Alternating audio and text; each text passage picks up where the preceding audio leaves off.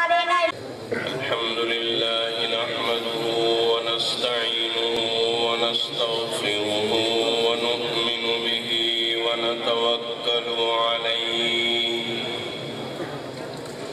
ونعوذ بالله من شرور أنفسنا ومن سيئات أعمالنا من يهده الله فلا مضل له ومن يضلله فلا هادي له ونشهد أن لا إله إلا الله وحده لا شريك له ونشهد أن سيدنا ومولانا محمدا عبده ورسوله صلى الله تعالى على خير خلقه محمد وآله وأصحابه أجمعين أما بعد فأعوذ بالله من الشيطان الرجيم بسم الله الرحمن الرحيم إلا تنصروه فقد نصره الله إذ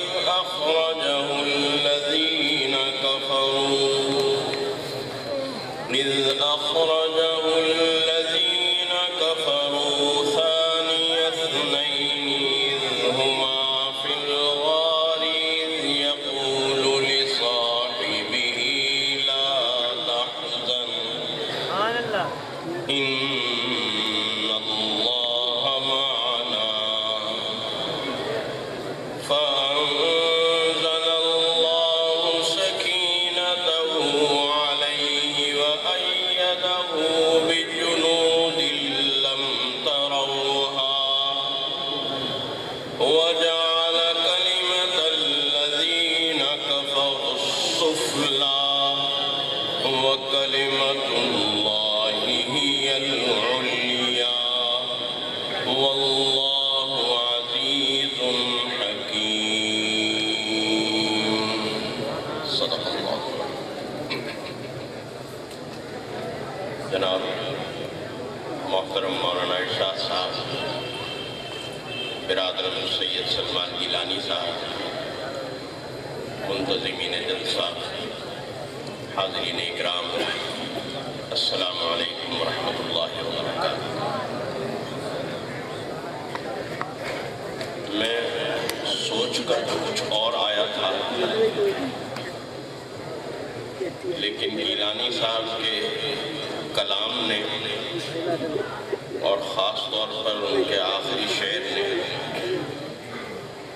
جو انہوں نے مجھے ہدیہ کر دیا، اس وجہ سے کہ میں حضرت ابوبکر صدیق رضی اللہ تعالیٰ عنہ کی اولاد میں سے ہوں، تو میرے سارے خیالات کو بالکل ایک دم پلٹ کے رکھ دیا۔ اور پھر میں نے یہ سوچا کہ وہ مضمون جو میں نے سوچا ہوا تھا پھر کسی وقت بیان کر دوں گا انشاءاللہ، تو آج اسی پہ بات ہو جائے اور صدیق اکبر کی صدیقیت پہ بات ہو جائے، اس لیے کہ صدیق اکبر کی سب سے بڑی شان ان کی صدیقیت ہی ہے، اور یہ جو صدیقیت کی شان ہوتی ہے، یہ جو صدیق کا مقام ہوتا ہے، یہ صدیق کا مقام اللہ کے نبی کے فوراً بعد ہوتا ہے۔ اللہ کے نبی کے بعد اگر کسی کا مقام ہوتا ہے، اللہ کے نبی کے فوراً بعد کسی کا مقام اور رتبہ ہے اللہ کی نظر میں، تو وہ صدیق کا مقام ہے۔ اور یہ بات میں نہیں کہہ رہا، یہ بات تو قرآن کہہ رہا ہے کہ اولئک مع الذین انعم اللہ علیہم، کہ تم نے جو سوال کیا تھا سورۃ الفاتحہ کے اندر کہ اے اللہ ہمیں سیدھا راستہ دکھا، اہدنا الصراط المستقیم، صراط الذین انعمت علیہم، ان لوگوں کا راستہ دکھا کہ جن پر تیرا انعام ہوا، تو اللہ تعالیٰ جواب دیتا ہے کہ وہ لوگ کون ہیں جن پر میرا انعام ہوا۔ تو اللہ تعالیٰ جب اپنے انعام یافتگان کی فہرست بتلاتا ہے تو کیا کہتا ہے؟ فَأُولَئِكَ مَعَ الَّذِينَ أَنْعَمَ اللَّهُ عَلَيْهِمْ مِنَ النَّبِيِّينَ وَالصِّدِّيقِينَ وَالشُّهَدَاءِ وَالصَّالِحِينَ، کہ میرے انعام یافتگان کی جو سب سے پہلی اور سب سے بڑی جماعت ہے وہ تو انبیاء و مرسلین کی ہے،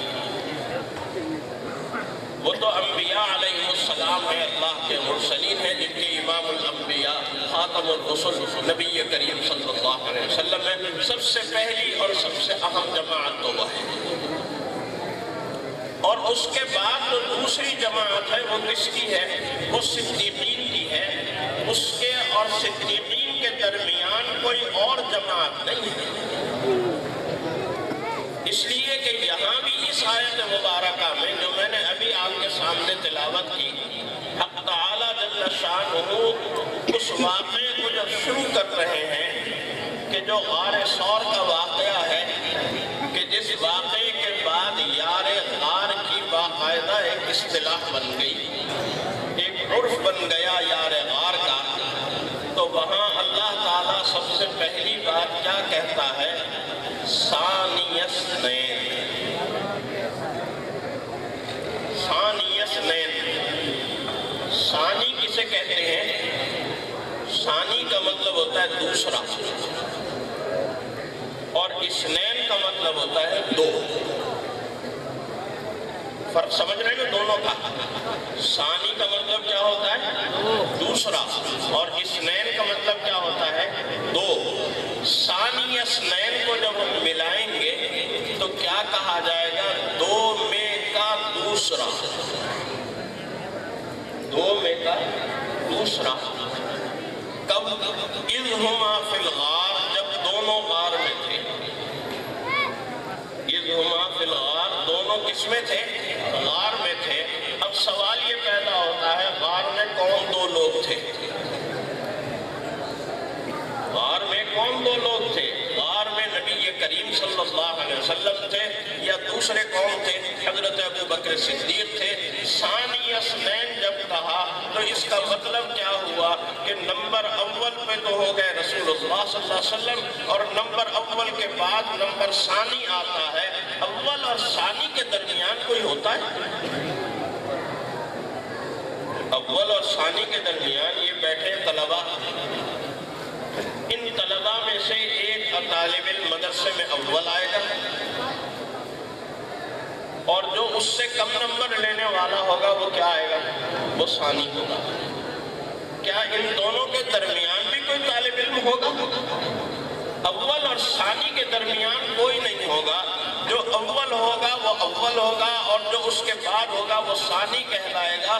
تو گویا ثانی اثنین جب کہہ دیا قرآن کریم نے تو اس کا مطلب ہے کہ رسول اللہ صلی اللہ علیہ وسلم کے بعد اگر درجہ ہے تو وہ کس کا ہے؟ وہ ابو بکر صدیق کا ہے۔ ان دونوں کے درمیان کوئی اور نہیں آ سکتا، اس لیے کہ اس اول اور ثانی کے درمیان کبھی کوئی نہیں آیا کرتا۔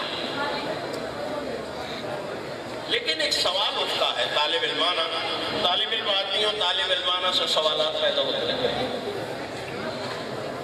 طالب علمانہ سوال یہ پیدا ہوتا ہے کہ آخر یہ بات ابو بکر صدیق ہی کو کیوں حاصل ہے؟ کسی اور صحابی کو کیوں نہیں حاصل ہو گئی؟ کسی اور صحابی کو ثانی اثنین کا رتبہ کیوں نہیں ملا؟ جو دوسرا مقام ہے وہ دوسرا رتبہ اور دوسرا مقام اور کسی صحابی کو کیوں نہیں ملا؟ دیکھیے ایک بات یاد رکھیے کہ رسول اللہ صلی اللہ علیہ وسلم کے متعلق قرآن کریم کیا کہتا ہے؟ لقد کان لکم فی رسول اللہ اسوۃ حسنہ، رسول اللہ صلی اللہ علیہ وسلم کی زندگی میں تمہارے لیے بہترین نمونہ ہے۔ پورے دین کا ایک مکمل اور جامع نمونہ کسی ایک شخصیت میں، کسی ایک ہستی میں، کسی ایک ذات میں آپ کو مل سکتا ہے تو وہ ایک ہستی اور ایک شخصیت اور ایک ذات رسول اللہ صلی اللہ علیہ وسلم ہوتا ہے۔ اور یہ رسول اللہ صلی اللہ علیہ وسلم کا معجزہ ہے۔ رسول اللہ صلی اللہ علیہ وسلم کے بعد آپ کو کسی ایک شخصیت، ایک ہستی میں پورے دین کا نمونہ نہیں مل سکتا۔ کوئی ایک ہستی، کوئی ایک شخصیت پورے دین کا نمونہ ہو، رسول اللہ صلی اللہ علیہ وسلم کے بعد یہ بات ممکن نہیں ہے۔ صحابہ کی جماعت من حیث الجماعت پورے دین کا نمونہ ہے۔ صحابہ کی جماعت من حیث الجماعت پورے دین کا نمونہ ہے۔ اور جس طرح رسول اللہ صلی اللہ علیہ وسلم کا یہ معجزہ تھا اور ہے کہ آپ کے بعد کوئی ایک شخصیت پورے دین کا نمونہ نہیں ہو سکتی، اسی طرح صحابہ کی جماعت کی یہ کرامت ہے کہ صحابہ کی جماعت کے بعد اب کوئی ایک جماعت بھی پورے دین کا نمونہ نہیں ہو سکتی۔ اب جماعتیں بھی الگ الگ ہوں گی، مجاہدین کی جماعت الگ ہوگی، مبلغین کی الگ ہوگی، معلمین کی الگ ہوگی، مدرسین کی الگ ہوگی۔ ہر طرح کی جماعتیں آپ کے سامنے ہیں موجود اور وہ دین کا کام کر رہی ہیں۔ اب ایک جماعت بھی پورے دین کا نمونہ نہیں ہو سکتی، یہ صحابہ کی کرامت ہے۔ یہ پورے دین کا نمونہ کیسے بنی صحابہ کی جماعت؟ کہ صحابہ کی یہ جماعت رسول اللہ صلی اللہ علیہ وسلم کے مختلف اوصاف کا پرتو اور عکس ہے، نمونہ ہے۔ کوئی آپ کی شجاعت و بہادری کا پرتو اور عکس ہے، کوئی آپ کی سخاوت اور دریا دلی کا پرتو اور عکس ہے، کوئی آپ کی سیاسی فہم و تدبر کا پرتو اور عکس ہے، کوئی آپ کی حلم و بردباری کا پرتو اور عکس ہے، کوئی آپ کے جلال کا پرتو اور عکس ہے۔ ہر صحابی کو دیکھتے چلے جائیے، کوئی آپ کے فقر کا پرتو اور عکس ہے، کوئی آپ کی سخاوت اور دریا دلی کا عکس ہے۔ ابو ذر غفاری کو دیکھیں تو وہ آپ کے فقر کا عکس ہے، حضرت عثمان غنی رضی اللہ تعالیٰ عنہ کو دیکھیں تو وہ آپ کی سخاوت اور دریا دلی کا عکس ہے، حضرت عمر کو دیکھیں تو وہ آپ کی سیاسی فہم و تدبر کا عکس ہے، حضرت ابو بکر صدیق کو دیکھیں تو وہ آپ کے علم اور بردباری کا پرتو اور عکس ہے۔ لیکن حضرت ابو بکر صدیق کا جو اصل امتیاز ہے وہ کیا ہے؟ وہ ہے رسول اللہ صلی اللہ علیہ وسلم کی صدق کیا پرتو اور عکس پر۔ رسول اللہ صلی اللہ علیہ وسلم کی جو صداقت ہے، آپ کی جو سچائی ہے، آپ کی جو راست بازی ہے، وہ صداقت اور سچائی کا جو پرتو اور عکس شخصیت بن رہی ہے، وہ کون بن رہی ہے؟ وہ حضرت ابو بکر صدیق رضی اللہ تعالیٰ عنہ کی بن رہی ہے۔ اور نبی کی زندگی میں سب سے اہم وصف جو ہوتا ہے وہ اس کی صداقت اور سچائی ہے۔ دیکھیے رسول اللہ صلی اللہ علیہ وسلم، آپ سب ماشاءاللہ صاحب فہم و فراست لوگ بیٹھے ہیں۔ رسول اللہ صلی اللہ علیہ وسلم نے جب پہلی مرتبہ اہل مکہ کو دعوت عام دی تو وہ واقعہ ہم سیرت کی کتابوں میں پڑھتے ہیں۔ اس دعوت عام میں سب سے پہلے کیا کیا؟ آپ کوہ صفا پر چڑھے اور کوہ صفا پر چڑھ کر آپ نے لوگوں کو بلایا، ایک آواز لگائی، یا صباحا یا صباحا یا صباحا، 3 مرتبہ یہ آواز لگائی۔ اور یہ آواز جو تھی یہ اس تہذیب میں، اس کلچر میں دراصل اس شخص نے لگانی ہوتی تھی کہ جو کسی مشکل کے اندر گرفتار ہے۔ آپ اس کو آج کل کی زبان میں یوں کہہ لیجئے کہ یہ ایک ایمرجنسی کال ہوتی تھی۔ اللہ کے رسول نے یہ آواز لگائی کوہ صفا پر چڑھ کر۔ اب اس زمانے میں یہ اسپیکر تو ہوتے نہیں تھے، اس زمانے میں موبائل بھی نہیں ہوتے تھے کہ واٹس ایپ پہ گروپ بنے ہوئے ہیں اور سارے گروپ سلیکٹ کیے اور یا صباحہ کی کا میسج کر دیا، ایک لمحے میں سب کو پہنچ گیا، ایسا بھی نہیں ہوتا تھا۔ اب تو ہمارے پاس پیغام پہنچانے کے بہت سارے ذرائع ہیں، لمحوں میں ہمارا پیغام ہزاروں لاکھوں میل دور چلا جاتا ہے۔ اس وقت تو ایسی کوئی صورتحال نہیں تھی۔ اللہ نے رسول اللہ صلی اللہ علیہ وسلم کی اس آواز کو مکے کے ہر کان تک پہنچایا اور ہر آدمی اپنا اپنا کام چھوڑ کے آگے کوہ صفا کے نیچے کھڑا ہوتا ہے۔ اب ذرا تصور کیجئے، رسول اللہ صلی اللہ علیہ وسلم پہاڑ کے اوپر ہے، چوٹی پر، اور مکے کے سارے سردار پہاڑ کے دامن میں نیچے کھڑے ہیں۔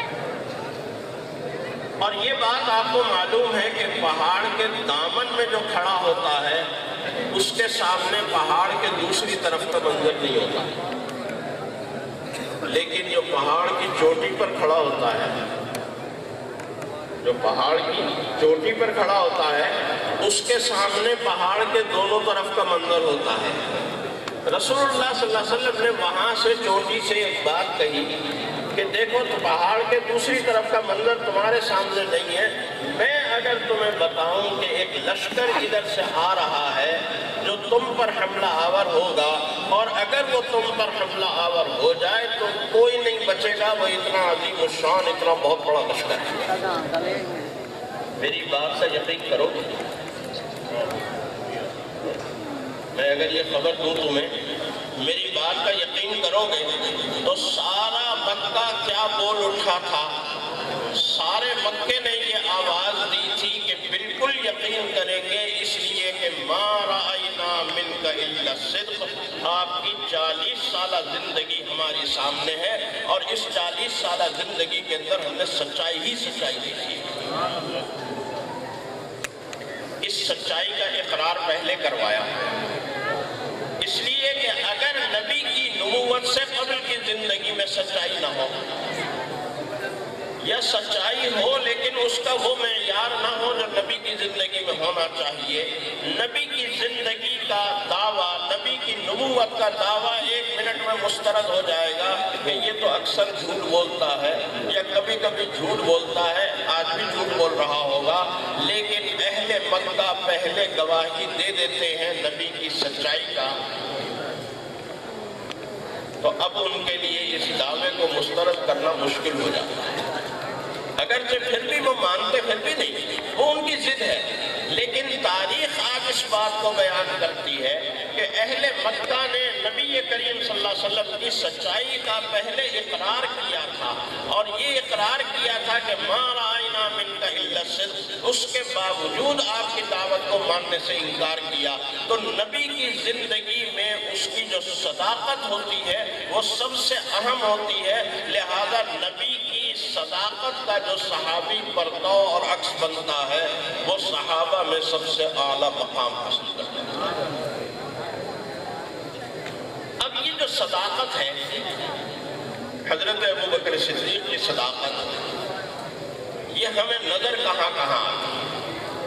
میں چند جھلکیاں بس مختصراً آپ کے سامنے پیش کروں گا، بہت رات ہو گئی ہے، مولانا بھی تشریف فرما ہے، آخری سبق بھی انہیں پڑھانا ہے، ایرانی صاحب کو بھی ابھی اپنا کلام پیش کرنا ہے، میں زیادہ آپ کے اور ان کے درمیان زیادہ حائل نہیں ہونا چاہتا۔ سب سے پہلی بات جو صداقت کی نظر آتی ہے، صدیق کی صدیقیت نظر آتی ہے، رسول اللہ صلی اللہ علیہ وسلم فرماتے ہیں کہ میں نے جس کسی کو بھی دعوت اسلام دی اس نے کچھ مجھ سے ضرور بحث کی،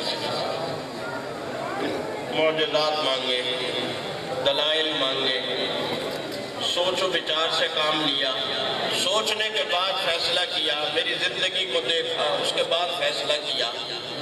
فرمایا رسول اللہ صلی اللہ علیہ وسلم نے کہ واحد شخصیت ابوبکر صدیق کی تھی کہ میں نے ان کے سامنے دعویٰ نبوت کیا اور اگلے لمحے انہوں نے میرے دعویٰ نبوت کو قبول کر لیا اور میرے اوپر ایمان لے آئے، نہ کوئی معجزہ پوچھا، نہ کوئی دلیل مانگی، نہ کوئی سوچ و بچار سے کام لیا، اس لیے کہ ایمان کون لا رہا تھا؟ صدیق اکبر ایمان لا رہے، والذی جاء بالصدق وصدق به، ایک سچائی لے کر آ رہا ہے، اس کی سچائی بھی اعلیٰ ترین معیار کی ہے، اور ایک اس سچائی کی تصدیق کر رہا ہے، اس کی تصدیق بھی اعلیٰ ترین معیار کی ہے۔ اولئک هم المتقون، یہی لوگ تو ہیں متقی، یہی لوگ تو ہیں متقی، جو سچائی میں سب سے آگے، وہ تقوی میں سب سے آگے، جو تصدیق میں سب سے آگے، وہ تصدیق کرنے والوں کے تقوی میں سب سے آگے۔ معراج کا واقعہ ہوا، معراج کے اس واقعے میں رسول اللہ صلی اللہ علیہ وسلم نے جو صبح کو بتایا قریش مکہ کو کہ میں رات کو سیر کر کے آیا ہوں آسمان دنیا کی، تو بڑا تمسخر کیا، بڑا مذاق اڑایا، اور وہی مذاق اڑاتے ہوئے جا رہے تھے آپس میں ایک دوسرے سے ٹھٹا کرتے ہوئے، ہنسی کرتے ہوئے، تو سامنے سے ابو بکر صدیق رضی اللہ عنہ، ابو بکر صدیق کو دیکھ کر اور زیادہ ان کا جو تمسخر کا جوش تھا وہ اور بڑھ گیا، اور کہنے لگے بڑے تمسخر کے انداز میں، بڑے طنز کے انداز میں، آج تمہارے دوست، تمہارے ساتھی پتہ کیا کہہ رہے ہیں؟ جیسے بہت تمسخر کرنا ہوتا ہے نا کسی کا، کہ کیا عجیب بات کر رہے ہیں، کیسی عجیب و غریب بات کر رہے ہیں، کیا بات کر رہے ہیں؟ میں پوچھا بھئی کیا بات کر رہے ہیں؟ میں کہا وہ یہ کہہ رہے ہیں کہ میں رات کے ایک حصے میں آسمان دنیا کی سیر کر کے آیا ہوں، بیت المقدس کی سیر کر کے آیا ہوں، آج یہ تمہارے ساتھی پتہ نہیں کیا کہہ رہے ہیں۔ تو حضرت ابو بکر صدیق نے فوراً کہا کہ اگر وہ کہہ رہے ہیں تو ایسا ہوا، اگر وہ کہہ رہے ہیں تو پھر اس کے ہونے میں کوئی شک نہیں ہے، ہاں اگر یہ تم کہہ رہے ہو، نہ معلوم وہ بات انہوں نے کہی ہے یا نہیں کہی ہے، یہ تو شک ہو سکتا ہے، لیکن اگر وہ کہہ رہے ہیں، یہ ثابت ہو جائے کہ انہوں نے یہ بات کہی ہے، تو پھر اس کے ہونے میں کوئی شک نہیں ہو سکتا۔ اور اسی تصدیق پر رسول اللہ صلی اللہ علیہ وسلم نے حضرت ابو بکر صدیق کو صدیق کا لقب دیا، اور اسی صدیقیت کا مظاہرہ ہوا کہ جب رسول اللہ صلی اللہ علیہ وسلم اس دنیا سے پردہ فرما گئے، اس دن بھی کہ حضرت عمر فاروق رضی اللہ تعالیٰ عنہ جیسا انسان تلوار لے کے کھڑا ہو گیا۔ صحابہ کی ایک عجیب و غریب کیفیت ہے، حضرت عمر ننگی تلوار لے کر کھڑے ہیں کہ جس نے میرے سامنے یہ بات کہی کہ رسول اللہ صلی اللہ علیہ وسلم وفات پا گئے، میں اس کی گردن اڑا دوں گا۔ حضرت ابو بکر صدیق آئے اور حضرت ابو بکر صدیق نے قرآن کریم کی کچھ آیات تلاوت کی اور اس کے بعد خطبہ دیا۔ حضرت عمر فرماتے ہیں ہمارے دل ایسے ٹھہر گئے، ایسا سکون ہو گیا کہ جیسے ماں روتے ہوئے بچے کو اپنے سینے سے لگا لیتی ہے تو جیسے اس کو ٹھہراؤ اور سکون آ جاتا ہے، ہمیں ایسا ہی سکون اور ٹھہراؤ ملا۔ ہمیں یوں لگا کہ جیسے یہ آیتیں آج ہی نازل ہوئی ہیں، ہم نے اس سے پہلے سنی ہی تھی۔ اور پھر اصل صدیقیت کا مظاہرہ ہوا کہ جب صدیق اکبر نے خلافت کا منصب سنبھالا تو دو بڑے اہم واقعات، حضرت اسامہ کی سرکردگی میں، ان کی قیادت میں رسول اللہ صلی اللہ علیہ وسلم نے اپنی عمر مبارک کے آخری دنوں میں ایک لشکر روانہ کیا تھا، ایک مہم میں۔ حضرت اسامہ نوجوان تھے اور رسول اللہ صلی اللہ علیہ وسلم نے بزرگ صحابہ کے ہوتے ہوئے اسامہ کو لشکر کا قائد بنایا۔ جو ہی وہ لشکر مدینہ منورہ سے نکلا، ابھی آبادی سے کچھ ہی دور گیا تھا کہ رسول اللہ صلی اللہ علیہ وسلم کی وفات ہو گئی، اور پیچھے سے ایک سوار جو ہے وہ دوڑا ہوا گیا اور ان کو جا کر رسول اللہ صلی اللہ علیہ وسلم کی وفات کی خبر سنائی۔ وہ لشکر وہیں رک گیا اور حضرت اسامہ مدینہ آئے۔ حضرت اسامہ نے جب صدیق اکبر نے زمام اقتدار سنبھال لیا تو پوچھا میرے لیے کیا ہوگا؟ صدیق اکبر نے کہا کہ جس مہم کے لیے تمہیں رسول اللہ صلی اللہ علیہ وسلم نے روانہ کیا تھا تم چلو اس مہم میں۔ حضرت عمر فاروق رضی اللہ تعالیٰ عنہ نے اور دیگر صحابہ نے بھی صدیق اکبر سے ایک بات کہی اور یہ مشورہ دیا کہ آپ اس لشکر کو واپس بلا لیں، آپ اس لشکر کو واپس بلا لیں۔ اور اس کو واپس بلانے کے مشورے کی جو دلیل تھی وہ دلیل ذرا سنیں، بڑی قوی دلیل تھی۔ دلیل یہ تھی کہ دیکھیں امیر المومنین خلیفۃ الرسول رسول اللہ صلی اللہ علیہ وسلم کا وفات کا سانحہ ابھی ابھی ہوا ہے، تازہ تازہ۔ صحابہ سارے کے سارے صحابہ ذہنی طور پر بہت پریشان ہیں، قلبی طور پر بہت رنجیدہ ہیں، بالکل ٹوٹے ہوئے ہیں، کسی کے اندر ذرا بھی ہمت نہیں ہے۔ ہر آدمی ایسا ہے کہ جسے اس کے اوپر سے چھچٹ نہیں ہے۔ ایسی صورتحال کا کہیں ایسا نہ ہو کہ دشمن کوئی فائدہ اٹھانا چاہے اور ریاست مدینہ کے اوپر حملہ آور ہو جائے کہ اس وقت سارے صحابہ بہت رنجیدہ ہیں، بہت ملول ہیں، ان میں لڑنے کی ہمت نہیں ہے، اس موقع پر ریاست مدینہ پر حملہ کر دو۔ اور کہیں ایسا نہ ہو کہ دشمن فائدہ اٹھا کر ریاست مدینہ پر حملہ کر دے، لہذا ہمیں اپنی پوری افرادی قوت مدینہ کے اندر مجتمع رکھنی چاہیے، کہیں ادھر ادھر نہیں بھیجنا چاہیے۔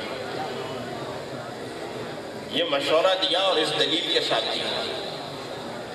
حضرت ابوبکر صدیق نے کہا ہے ابن خطاب، جس لشکر کو رسول اللہ صلی اللہ علیہ وسلم نے روانہ کیا، ابو بکر کون ہوتا ہے اس لشکر کو واپس بلانا؟ جس قائد کو رسول اللہ صلی اللہ علیہ وسلم نے قائد بنایا، ابو بکر کون ہوتا ہے اس کو قیادت سے دستبردار کرنے والا؟ جب تک وہ لشکر اس مہم کو پورا نہیں کر لیتا جس مہم کے لیے رسول اللہ صلی اللہ علیہ وسلم نے بھیجا ہے، میں اس کو واپس نہیں بلاؤں گا۔ چاہے مدینے کی گلیوں میں، اب ذرا الفاظ سنیے گا حضرت ابوبکر صدیق کی، صدیقیت بول رہی ہے، ایمان بول رہا ہے، تقوی بول رہا ہے۔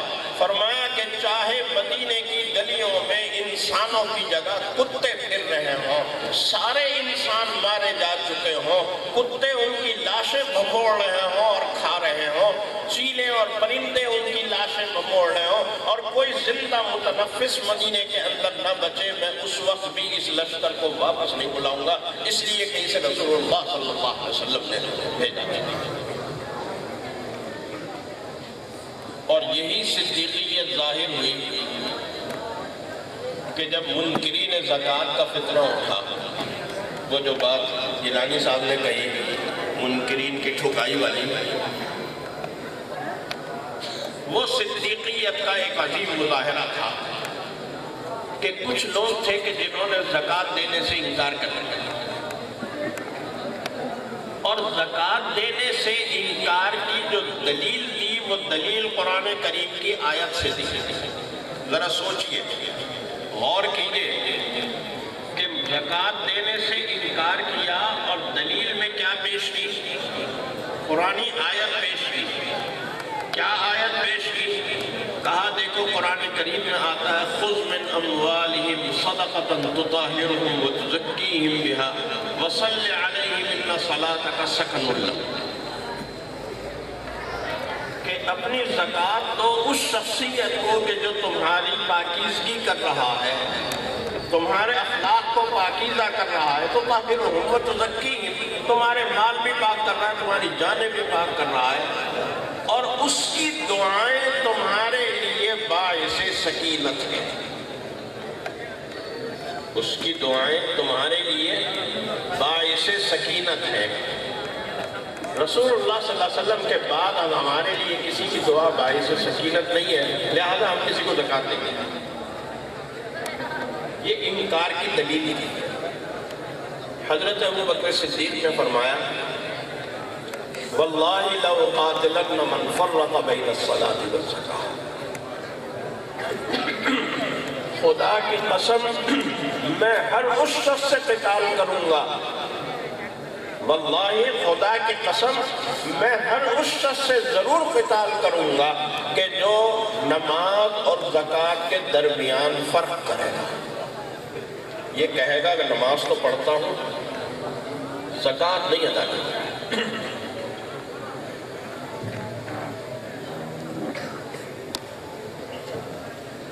حضرت عمر فاروق رضی اللہ تعالیٰ عنہ کہنے لگے، امیر المومنین خلیفۃ الرسول آپ کیا کہہ رہے ہیں؟ یہ لوگ کلمہ گو ہیں، کلمہ پڑھتے ہیں، اور میں نے تو رسول اللہ صلی اللہ علیہ وسلم سے یہ سنا ہے کہ امرت ان اقاتل الناس حتی یقولوا لا الہ الا اللہ، مجھے حکم دیا گیا کہ میں لوگوں سے قتال کروں یہاں تک کہ وہ کلمہ لا الہ الا اللہ پڑھ لیں۔ فَإِذَا قَالُوا لَا إِلَهَ إِلَّا اللَّهُ عَصِمَ مِنِّي نَفْسُهُ وَمَالُهُ، اور جب وہ لا الہ الا اللہ کا کلمہ پڑھ لیں تو ان کی جان بھی مجھ سے محفوظ، ان کا مال بھی مجھ سے محفوظ، إِلَّا بِحَقِّ الْإِسْلام، سوائے اسلام کے۔ حضرت عمر فاروق رضی اللہ تعالیٰ عنہ نے یہ کہا تو صدیق کے متعلق رسول اللہ صلی اللہ علیہ وسلم کہتے ہیں کہ لو کان بعدی نبی لکان عمر، میرے بعد اگر کوئی نبی ہوتا تو وہ عمر ہوتے ہیں، جن کے متعلق حضرت رسول کریم صلی اللہ علیہ وسلم فرما رہے ہیں کہ اس راستے پر ابلیس اور شیطان نہیں جاتا جس راستے پر عمر جا رہا ہو۔ وہ عمر فاروق کہہ رہے ہیں کہ میری ساری زندگی کی نیکیاں صدیق اکبر کے نام اعمال میں ڈال دیں اللہ تعالیٰ، اور صدیق اکبر کا یا ایک دن یا ان کی ایک رات کہا کہ وہ 3 راتیں جو غار ثور میں انہیں رسول اللہ صلی اللہ علیہ وسلم کے ساتھ گزاری تھی، اس میں سے یا تو ایک رات مل جائے یا دن وہ کہ جس دن انہوں نے منکرین زکوٰۃ کے خلاف جہاد کا اعلان کیا تھا وہ دن مل جائے، ایک دن یا ایک رات کی نیکی مل جائے، میری ساری زندگی کی نیکیاں انہیں مل جائے، مجھے یہ سودا منظور ہے۔ یہ عمر فاروق رضی اللہ تعالیٰ عنہ اور کہتے ہیں کہ واقعتاً صدیق اکبر کا یہ جرأت مندانہ فیصلہ، اور بڑا صحیح عنوان دیا اس کو گیلانی صاحب نے، ٹھکائی اشارے کے ساتھ، یہ جرأت مندانہ فیصلہ ایسا تھا کہ اگر اس وقت صدیق اکبر ذرا بھی نرمی کا مظاہرہ کرتے تو فتنوں کا ایسا دروازہ کھلتا قیامت تک کبھی بند نہ ہوتا، قیامت تک ہم اس کو بند نہیں کر سکتے تھے۔ یہ صدیق اکبر کی صدیقیت ہے جو ہمیں نظر آ رہی ہے۔ بات کیا ہے، سبق کیا ہے،